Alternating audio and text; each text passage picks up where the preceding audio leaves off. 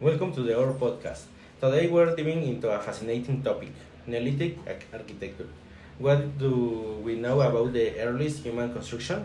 How did they shape the lives of the first communities? To help us explore this, we're joined by an expert in ancient architecture and in history, as well a mediator to guide our conversation. Thanks so much for being here, both of you. Thank you. I am really excited about this topic because I think we sometimes forget that architecture is as old as civilization itself. Discussing the Neolithic period is like stepping back to the very origins of community life. Thank you for having me. I'm thrilled to be here and to discuss this crucial era. I think we often don't realize how much those first Neolithic builders laid out the groundwork for everything we know today. It's a time that marks decisive shift in human history. To start, I think it's essential to define what Neolithic architecture actually, what characterizes it, and why it is so important in the history of humanity. Absolutely. The Neolithic or New Stone Age marks a time when humanity began settling in one place, mainly thanks to agriculture and the domestication of animals. This was roughly between 10,000 and 3000 BCE, though the dates vary depending of the region. Neolithic architecture includes the first permanent structures we know of, built to meet the needs of a sedentary lifestyle, housing, food storage, and in many cases, even ceremonial spaces. The significance here is that for the first time in history, humans started to plan and build space to live together as communities, which represented a massive change in social organization and interaction with the environment.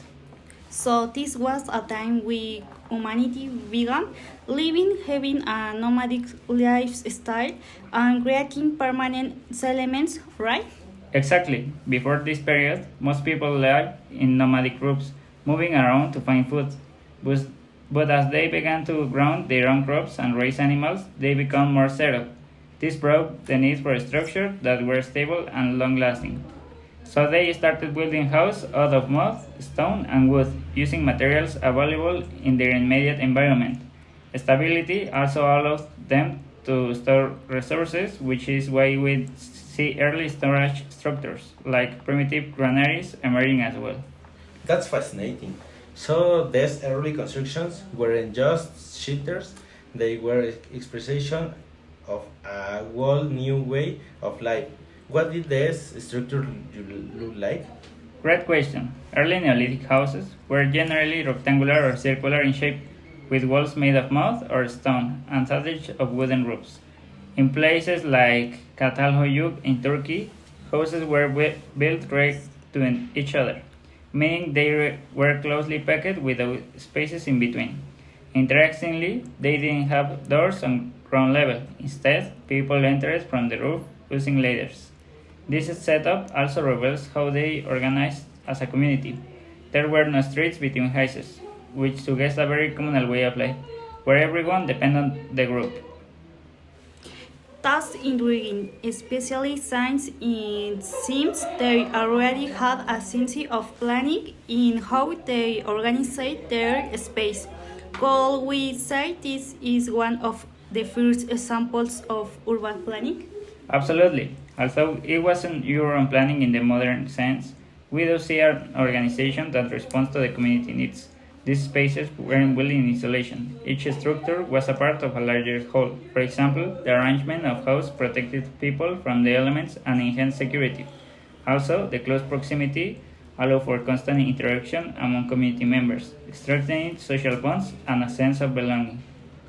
So it wasn't just about building houses, but about integrating those homes into the social fabric of the group. And speaking of the that were their structure beyond homes, could we talk about public or ceremonial space? Yes, and that's really fascinating.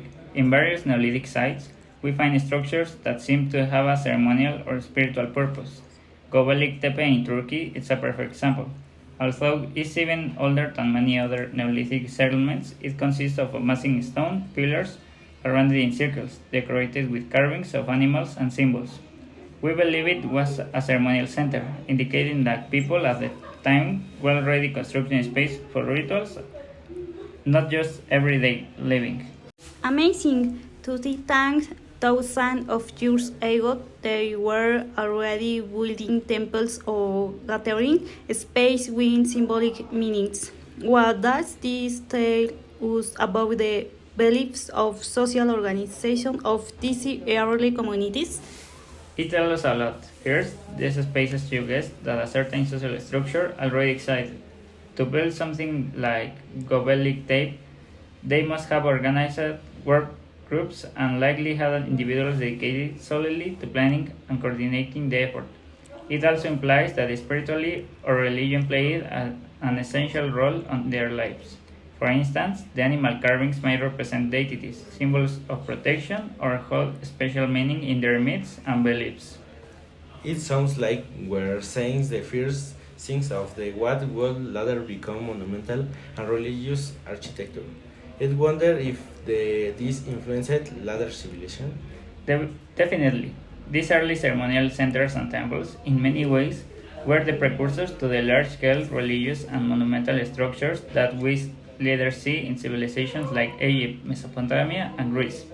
The idea of dedicating resources and effort to building a sacred or ceremonial space originated in this period. In fact, you could say that the Neolithic architecture influenced both the organization of communities and how humanity began to use space in relation to the spiritual and the sacred.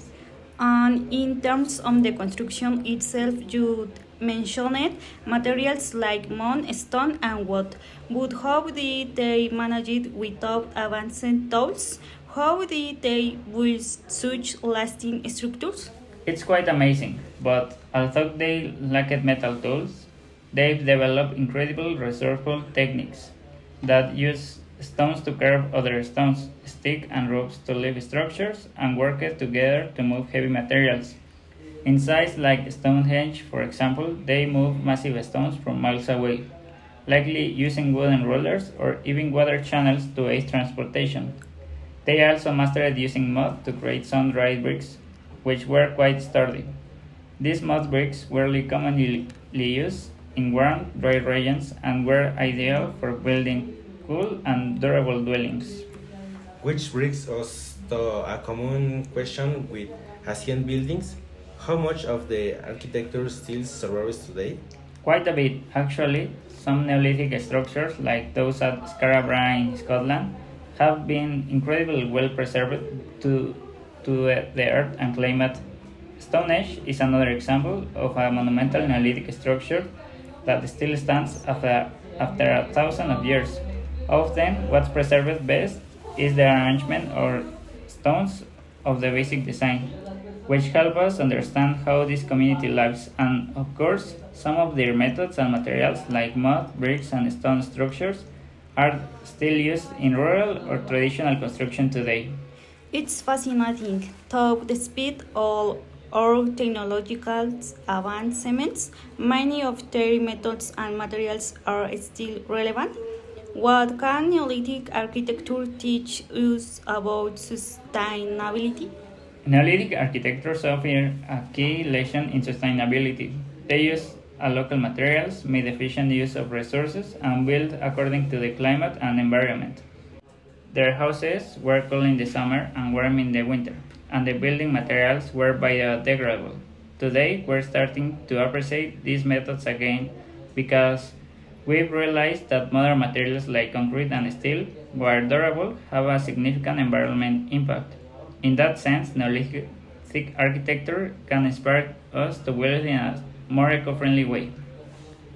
This really makes us think about how much the past can inform on the future. Perhaps the sustainable solutions we're looking for have been there for millennia. Exactly. Observing how Neolithic communities used local resources, adapted their construction to the climate, and organized in communal spaces, we can find many ideas that apply to today's architectural design. Their architecture wasn't just functional, It was also organically integrated into community life and nature. That's something we're beginning to value again in contemporary design. So we could say that Neolithic architecture did not just have an immediate impact in its own time, but also left a lasting legacy in how we understand and design space today. Yes, absolutely. Neolithic architecture was the first steps in creating spaces meant for human interaction and spirituality. It was a starting point that laid the foundation for urban planning, religious architecture, and in general, the idea of building according to human needs, without the shift towards a certain lifestyle. It's unlikely we will reach the complex cities and society we have now. This has been an incredible inspiring conversation. I think we've gained a new appreciation for these early steps our ancestors took toward building complex societies. I agree completely. It makes you reflect on how those first Neolithic communities were so connected to nature and their surroundings. There is something truly special in the simplicity that never tells, supported and enduring society. Exactly. Neolithic architecture reminds us that architecture can be simple yet deeply meaningful. The connection to the environment, functionality, and communal life were its core principles, and while technology has changed, those fundamental values remain relevant in how we build and inhabit the world today. Thank you, Yael, for sharing such a rich conversation with us. And thank you to Mariana for helping us dive deeper into this topic.